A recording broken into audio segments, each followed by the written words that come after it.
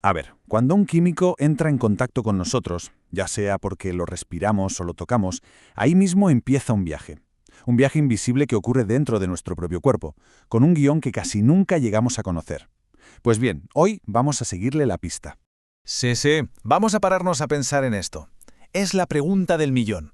¿Qué ocurre exactamente en ese instante? ¿A dónde va a parar esa sustancia? ¿Cómo reacciona nuestro organismo?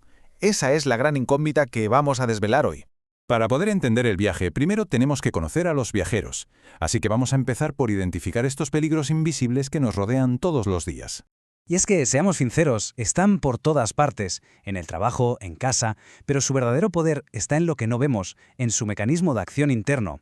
Es un mundo súper complejo que se activa a nivel molecular una vez que han conseguido cruzar nuestras defensas. Para empezar a ponerles cara, podemos pensar en dos grandes grupos que seguro que nos suenan, los ácidos y las bases. Por ejemplo, la lejía es una base, y muchos desatascadores potentes son ácidos. Su naturaleza corrosiva ya nos da una pista de cómo va su viaje. Pueden causar un daño tan bestia y tan inmediato en la piel o al respirarlos que el resto del proceso casi se vuelve secundario. Pero claro, la familia es mucho más grande. Aquí también entran los compuestos orgánicos, como los hidrocarburos que hay en la gasolina o el alcohol que usamos para desinfectar. Son sustancias tan del día a día que a veces se nos olvida su naturaleza química, y cada una tiene su propia forma de actuar dentro del cuerpo. Y aquí viene algo que es clave, pero clave de verdad. Su estado físico. ¿Es un polvo? ¿Un líquido? ¿Un gas?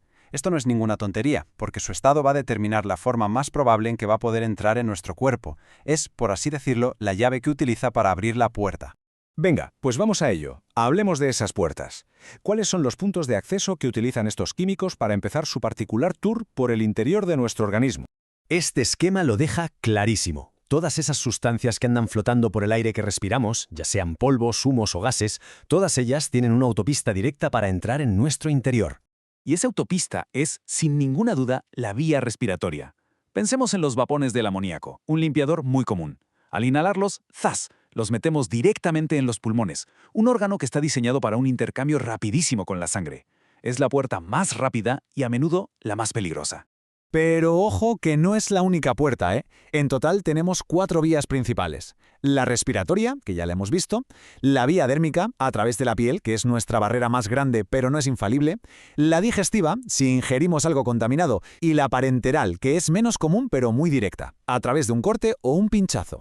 Muy bien, el químico ya ha conseguido cruzar la puerta. ¿Y ahora qué pasa? Pues entramos en el corazón de este análisis, el fascinante proceso que ocurre una vez que ya está dentro.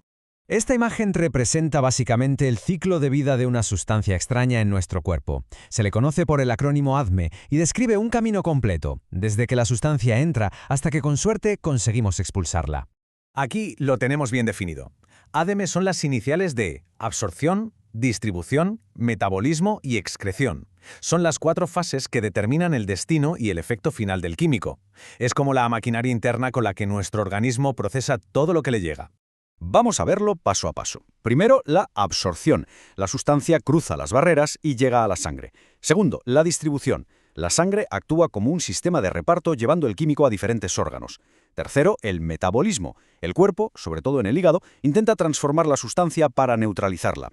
Y finalmente, la excreción, la expulsión del cuerpo. Y da igual que sea un fármaco o un disolvente, todos siguen esta misma coreografía. Y todo este proceso, todo este viaje ADME, nos lleva de cabeza al resultado final, el efecto, ya sea positivo o negativo, que la sustancia tiene en nosotros. Porque aquí está el meollo de la cuestión. La toxicidad no es solo una propiedad del químico y punto. Depende totalmente de este proceso. Se absorbe rápido, se acumula en algún órgano, el metabolismo lo neutraliza o a veces lo convierte en algo todavía peor, se elimina de forma eficiente. La respuesta a estas preguntas es lo que define el riesgo real. Y en función de esos efectos, las sustancias se clasifican de forma oficial. La escala va desde la clase 4, ligeramente tóxicas, hasta la clase 1, sumamente tóxicas. Esta tabla, en el fondo, nos está dando una medida del peligro potencial y se basa precisamente en cómo se comportan estas sustancias durante su viaje por el organismo. Entonces, ¿qué hacemos con toda esta información? Pues pasamos a la parte más importante. ¿Cómo usar este conocimiento para protegernos? Y este es el mensaje fundamental de todo este recorrido. El poder no está en memorizar nombres de químicos, sino en comprender el proceso. Porque si entendemos cómo viaja, sabremos dónde y cómo podemos detenerlo. Y esto nos lleva, curiosamente, de vuelta al principio. El punto más vulnerable del viaje de un químico, y por tanto el más fácil de defender, es el inicio. Bloquear esas puertas de entrada, la vía respiratoria, la piel, la digestiva, es la estrategia de protección más eficaz que existe. Así que la pregunta final no es tanto qué hacen los químicos, sino qué podemos hacer nosotros. Sabiendo cuál es su ruta, entendiendo cómo funciona el proceso ADME, la reflexión final es ¿cómo vamos a proteger esas puertas de entrada en nuestro día a día? Porque al final, el conocimiento es lo que nos da el control.